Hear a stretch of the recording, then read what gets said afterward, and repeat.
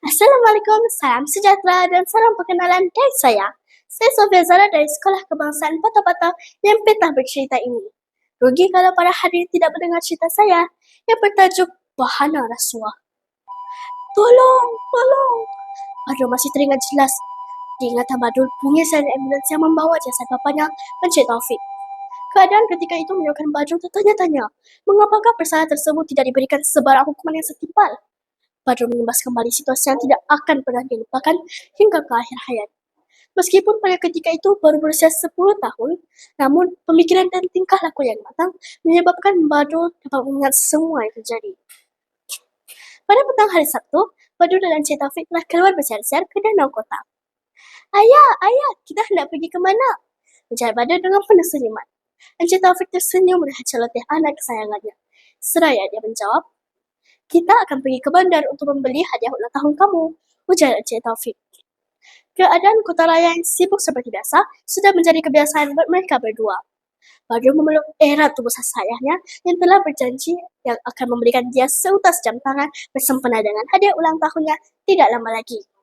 Sesampainya di kedai jam, kita sudah sampai, pergilah pilih mana yang kamu suka, ujar Encik Taufik. Anak mata Badrul seolah-olah bersinar di lambang mata memilih jam tangan yang menjadi idaman hatinya. Encik Taufik tertawa kecil melihat gelagat anaknya yang asyik memilih jam. Jam yang dibalut rapi kemas digenggam Badrul. Terima kasih ayah atas hadiah yang bermakna ni. Tak sabar Badrul nak pakai jam ni, ujar Badrul dengan penuh senyuman. Kusangkakan panas hingga ke petang. Rupanya hujan di tengah hari. Bam! Kedengaran bunyi tutuman kuat. Tiba-tiba, motosikal yang ditunggang oleh Encik Taufik telah dilanggar kuat oleh sebuah kereta mewah berjenama Toyota Alphard. Keadaan yang tak diduga itu menyebabkan motosikal yang ditunggang oleh Encik Taufik yang menyebabkan Encik Taufik tercampak ke tengah jalan raya. Sebahagian tubuhnya hancur di giris kenderaan tersebut. Badrul tercampak ke gigi jalan. Dia juga mengalami kecederaan ringan. Dia terkaku melihat tubuh ayahnya yang berlumuran darah. Ayah, jangan tinggalkan Badrul, rintih Badrul di dalam hati. Pada masa yang sama, matanya melirik ke arah kotak hadiah yang terus hancur di gilis kenderaan tersebut. Sejurus lepas itu, kelihatan seorang lelaki berpakaian korporat turun daripada kenderaan tersebut. Dia hanya melihat tubuh kaku Encik Taufik. Kemudian, tiba dua orang polisi tempat kejadian. Badrul melihat tingkah laku yang mencurigakan di antara seorang pegawai polis trafik dengan pemandu tersebut. Suasana kelam kabut dengan bunyi siren ambulans yang menyerumuni tempat kejadian menyebabkan pemandu itu mengambil kesempatan menyerahkan sampul berisi wang kepada pegawai polis tersebut. Kemudian, tanpa melengahkan masa, pemandu itu meluncur laju meninggalkan tempat kejadian. Badrul terpinga-pinga atas tindakan tersebut. Dia tertanya-tanya, mengapa wang tersebut diserahkan kepada pegawai polis tersebut? Mengapa dia tidak diberikan sebarang tindakan?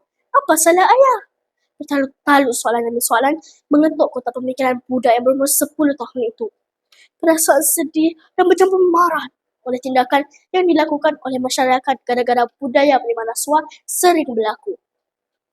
Hari berganti hari, tahun berganti tahun. Kini, Badrul telah menjadi seorang ketua Suruhanjaya Pencegah Rasuah Malaysia, SPRM, dan kes ini telah dibuka semula. Kedua bersalah telah ditangkap di bawah Seksyen 17B Akta Suruhanjaya Pencegah Rasuah Malaysia yang menetapkan bahawa memberi ataupun menawarkan rasuah sama beratnya dengan menerima rasuah.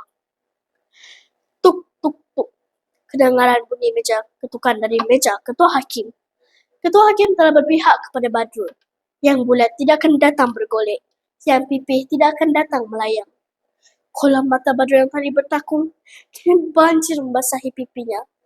Tangisan kegembiraan itu adalah sebuah kemenangan buat Badrul dan arwah ayahnya. Badrul berasa lega dapat menuntut bela di atas kematian bapanya yang sudah sekian lama. Akhir kalam, benar kata peribahasa.